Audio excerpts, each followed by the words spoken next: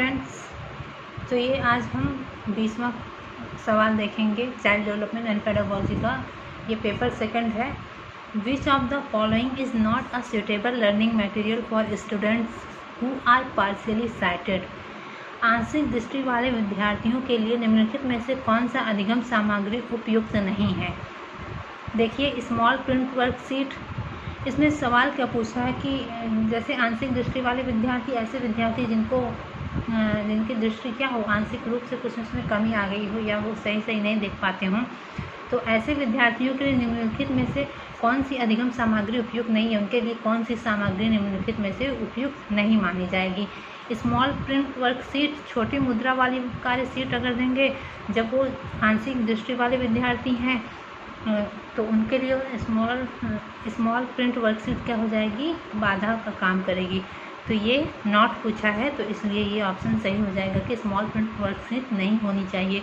और भी ऑप्शन देखते हैं। लार्ज प्रिंट बुक, बड़े आकार मुद्रित पुस्तकें, जब जाहिर सी बात है कि बच्चे क्या हैं, विद्यार्थी क्या हैं, आंशिक दृष्टि वाले हैं, तो पार्शियली साइटेड हैं, तो उनके लिए लार्ज प्रिंट बुक्स तो अच्छी मानी जाएगी। तीसरा ऑप्शन है कि 3 डायमेंशनल मैप्स एंड चार्ट, त्रिविमीय नक्शे और चार्ट की सहायता से अगर हम उनको पढ़ाएंगे तो उनको चीज़ें और अच्छी तरीके से दिखेंगी और समझ में आएंगी। ये भी उनके लिए उपयुक्त है। Talking books, felt bulletin boards, बोलती पुस्तकें, स्पर्शी सूचना पाठ। Bulletin boards, felt bulletin board मतलब बच्चे छू करके क्या करें, बता सकें कि क्या लिखा हुआ है। तो इसमें जो पूछा है कि कौन सा नॉट सूटेबल है लर्निंग मटेरियल, कैसे स्टूडेंट के लिए, पार्शियली साइटेड स्टूडेंट के लिए ये चीज़ नहीं सही हो सकती है। स्मॉल प्रिंट वर्कशीट सही नहीं होगी उनके लिए, तो नॉट पूछा है, तो ये ऑप्शन हमारा सही हो जाएगा। अगला सवाल देखिए, सवाल नंबर 21 देखिए। दिया है कि the underline believes behind inclusive education is, समावेशी शिक्षा के पीछे अंतर्निहित विचार है। पहला ऑप्शन दिया है the philosophy that all children have a right to get equal education in a regular school, दार्शनिकता के सभी बच्चों को नियमित विद्यालय में समान शिक्षा पाने का अधिकार है। ये बात तो सही लग रही है क्योंकि इंक्लूसिव एजुकेशन की बात हो रही है, समावेशी शिक्षा सबको एक साथ लेके चलने की बात हो रही है, तो ये पहला ऑप्शन हमारा सही हो जाएगा। और भी ऑप्शन देख लेते हैं हम। Segregation of children on the basis of their abilities and provisioning of vocational training accordingly, बच्चों को उनकी योग्यता के आधार पर पृथक करना और व्यावसायिक परीक्षण का प्रबंध करना। ये बात तो बिल्कुल गलत हो जाएगी क्योंकि यहाँ सेग्रीगेशन दिया है, क्योंकि बच्चों को योग्यता के आधार पर हमको कभी भी सेग्रीगेट नहीं करना है। तीसरा ऑप्शन देखिए, diagnostic labelling of children based on their handicaps for identification of their limitation, बच्चों की अक्षमताओं के आधार पर उनकी सीमाओं की पहचान करने के लिए उन्हें नामांकित करना। फिर से वही बात हो गई कि बच्चों को क्या करें, लेबलिंग करें, उनके मतलब पहचान के आधार पर, उनकी अक्षमताओं की पहचान के आधार पर उनको हम लेबल नहीं कर सकते हैं। ये बात बिल्कुल गलत हो जाएगी। चौथा दिया है कि provisioning of special education institution for children with different handicaps, अलग अलग अक्षमताओं वाले बच्चों के लिए विशिष्ट शैक्षिक संस्थानों का प्रभाव करना, मतलब जो बच्चे अलग अलग अक्षमता है उनमें, उनको क्या करें, अलग शैक्षिक संस्थान, उनके लिए अलग से हम क्या करें, अलग से स्कूल बनाएं। तो ये भी ऑप्शन बिल्कुल गलत हो जाएगा। हमको बच्चों को अलग नहीं करना है, हमको यहाँ बात क्या हो रही है, इंक्लूसिव एजुकेशन की बात हो रही है कि सबको हमको क्या करना है, एक साथ लेके चलना है।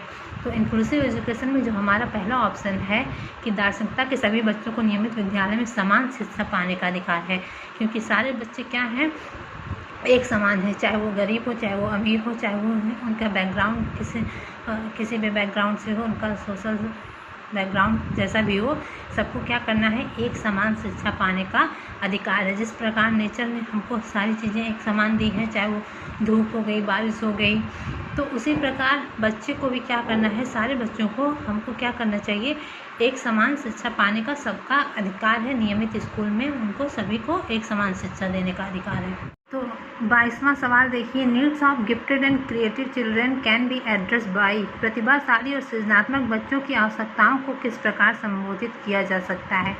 ऐसे बच्चे जो क्या हैं, गिफ्टेड एंड क्रिएटिव चिल्ड्रन है, अगर हम उनको क्या कर रहे हैं, संबोधित कैसे कर सकते हैं। एडमिनिस्ट्रेटिंग मेमोरी बेस्ड टेस्ट, हम उसको रखने पर आधारित परीक्षा देकर क्या कर सकते हैं, संबोधित कर सकते हैं। ये ऑप्शन गलत हो जाएगा। Giving challenging task and activities to prevent boredom, उनको ऐसा कार्य दें कि चैलेंजिंग टास्क दें, चुनौतीपूर्ण कार्य, ताकि उसको वो करके, उन एक्टिविटी को करके वो क्या कर सकें, अपनी निरस्ता को, अपनी बोर्डम को क्या कर सकें, दूर कर सकें, अपने आलस्यपन को क्या कर सकें, दूर कर सकें। उनको ऐसा हमें चैलेंजिंग काम देना चाहिए ताकि जो उनको बोरियत हो रही है, उनकी जो निरस्ता है वो क्या हो सके, दूर हो सके। तीसरा, giving question that require convergent thinking, वे प्रश्न देकर जिनमें अभिमुखी चिंतन की आवश्यकता है। ये भी ऑप्शन सही नहीं लग रहा है। Providing specific instruction to solve problem, प्रश्न हल करने के लिए विशेष निर्देश उपलब्ध कराकर। हमको बस प्रश्न हल करने के लिए हम क्या करें, निर्देश देते जिसको वो सॉल्व करें। तो गिफ्टेड, यहाँ बात हो रही गिफ्टेड एंड क्रिएटिव चिल्ड्रन की। तो गिफ्टेड एंड क्रिएटिव चिल्ड्रन को हमको कोई चैलेंजिंग टास्क देना चाहिए जिसको करके वो क्या कर सके, उन क्रियाकलापों को करके वो अपनी निरस्ता को दूर कर सके। तो यहाँ सेकंड ऑप्शन हमारा सही हो जाएगा। अगला सवाल देखिए, सवाल number 23, Which of the following is not an effective strategy to address learners from disadvantaged and deprived background? प्रतिकूल परिस्थितियों और वंचित पृष्ठभूमि वाले अधिगमकर्ताओं को संबोधित करने के लिए निम्नलिखित में से कौन सी पद्धति जो होगी वो प्रभावशाली नहीं होगी। यहाँ देखिए नोट दिया हुआ है। Form collaborative groups to work on activities and encourage student to support each other, कार्यकलापों के लिए सहयोगी समूह बनाना और विद्यार्थियों को एक दूसरे के समर्थन के लिए क्या करना, प्रोत्साहित करना। ये बात तो सही लग रही है क्योंकि लेकिन यहाँ भी हमसे क्या पूछ रखा है, नॉट पूछ रखा है। तो हम सेकंड ऑप्शन देखते हैं। Talk to the learners to understand their needs and challenge faced by them, अधिगमकर्ताओं से बातचीत करके उनकी आवश्यकताओं और उनके सम्मुख आई चुनौतियों को समझना। ये भी बात सही है, तो ये ऑप्शन भी नहीं होगा सही। Asking the learners to enroll for tuition outside of school so that the teachers does not have to pay much attention to them, अधिगमकर्ताओं को विद्यालय के बाहर ट्यूशन पढ़ने के लिए कहना जिससे कि अध्यापक को उन पर अधिक ध्यान ना देना पड़े। तो ये बात सही हो जाएगी क्योंकि इसमें क्या पूछ रखा है, नॉट पूछ रखा है कि जो प्रतिकूल परिस्थितियां और वंचित जो पृष्ठभूमि वाले क्या हैं, बच्चे हैं या विद्यार्थी हैं, उनको संबोधित करने के लिए कौन सी पद्धति सही नहीं है या प्रभावशाली नहीं है। तो ये जो पद्धति हो जाएगी कि अधिगमकर्ताओं को हम क्या करें, विद्यालयों के बाहर ट्यूशन पढ़ने के लिए कहना और अध्यापक को ताकि उस पर क्या हो, ज़्यादा ध्यान ना देना पड़े। तो ये बात बिल्कुल गलत हो जाएगी और हमसे यहाँ नॉट ही पूछ रखा है। चौथा ऑप्शन भी देख लेते हैं। Motivate the student to set moderately challenging goals and provide appropriate instructional support, विद्यार्थियों को संतुलित चुनौतीपूर्ण लक्ष्यों के लिए अभिप्रेरित करना और उपयुक्त शिक्षण सहायता उपलब्ध कराना। ये भी सही हो जाएगा। तो नॉट है, इसलिए यहाँ तीसरा ऑप्शन हमारा सही हो जाएगा। अगला सवाल देखिए, सवाल number 24, physical and emotional health of children there learning, बच्चों के अधिगम और शारीरिक स्वास्थ्य और सांवेगिक अवस्था हैज़ एन इनसाइग्निफिकेंट रोल की भूमिका नगण्य है या does not have any influence on, कोई प्रभाव नहीं होता है, play an important role in, is not related to. तो बच्चों के अधिगम में शारीरिक स्वास्थ्य और सांवेगिक emotional health and of children, physical and emotional health बच्चों के लिए कैसी होती है, इम्पॉर्टेंट रोल प्ले करती है, कि महत्वपूर्ण भूमिका होती है। फिजिकली और इमोशनली अगर वो स्वस्थ होंगे तो बच्चे क्या होते हैं, बहुत ज़्यादा उनकी अहम रोल होती है। किसकी, फिजिकल एंड इमोशनल में बच्चों के लर्निंग के लिए बहुत ही ज़्यादा प्ले एंड इम्पॉर्टेंट रोल करता है, बहुत ही ज़्यादा इसकी भूमिका होती है बच्चों के सीखने के लिए। अगला देखिए सवाल नंबर 25, to promote meaningful learning in the classroom a teacher should, कक्षा में अर्थपूर्ण अधिगम को प्रोत्साहित करने के लिए अध्यापिकाओं को help student to regulate their own emotion and motivational, विद्यार्थियों की सहायता करनी चाहिए कि वे अपने मनोभाव और अभिप्रेरणाओं को सुव्यवस्थित कर पाएँ। ये ऑप्शन सही लग रहा है। Categorise and label student according to their performance and make ability grouping, विद्यार्थियों को उनके प्रदर्शन के आधार पर वर्गीकृत और नामांकित करके उनके योग्यता आधारित समूह बनाने चाहिए। फिर यहाँ देखिए लेबल की बात हो रही है कि स्टूडेंट को हम क्या कर दें, लेबल कर दें उनके परफॉर्मेंस के बेस पे, तो ये ऑप्शन बिल्कुल गलत हो जाएगा। तीसरा देखिए, promote dialogue and discussion among children to build multiple perspectives, विद्यार्थियों में संवाद और परिचर्चा को प्रोत्साहित करना चाहिए जिससे वे एक्सप्रेस करने में सशक्त हों। ये ऑप्शन सही लग रहा है।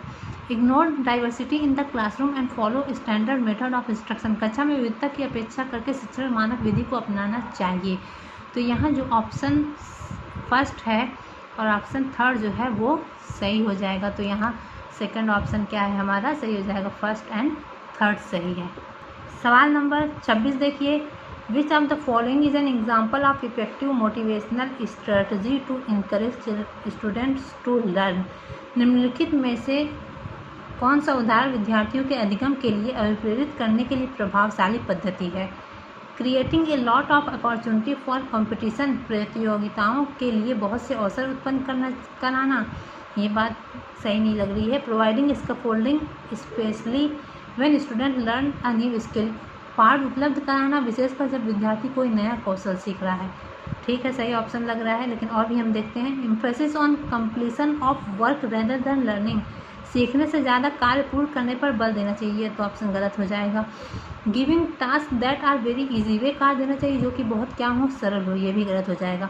तो ये हमको क्या करना चाहिए, providing scaffolding specially when student learn a new skill, जब बच्चे कोई नया कौशल सीख रहे हैं तो उसको सीखने के लिए हमको क्या करना चाहिए, इसको फोल्डिंग देना चाहिए, पार्ट देना चाहिए, उनकी टेम्परेरी क्या करनी चाहिए, हेल्प करनी चाहिए, ताकि वो बच्चे क्या करें, सीखने में सक्षम हो सके, उस नई चीज़ को सीखने में उनका मन लग सके। अब 27 सवाल देखिए, which of the following statements about children's thinking is not correct. बच्चों के चिंतन के विषय में निम्नलिखित में से कौन सा कथन सही नहीं है, नहीं पूछ रहा है। देखिए, children are born with curiosity to learn about the world around them, बच्चे अपने आसपास की वस्तुओं को जानने के लिए जन्मजात जिज्ञासु होते हैं। ये बात तो सही लग रही है, क्योंकि बच्चे छोटे से जब पैदा होते हैं, आप अगर देखा होगा कि 1.5 साल या 2 साल के बच्चे जो होते हैं वो अपनी आसपास की चीज़ों को क्या करते हैं, इधर उधर पूछते रहते हैं। भले उनके सवाल जो हो वो बचकाना हो, लेकिन वो क्या करते हैं, चीज़ों को जानने के लिए क्या होते हैं, उनके अंदर क्यूरियोसिटी होती है और वो जन्म से ही होती है।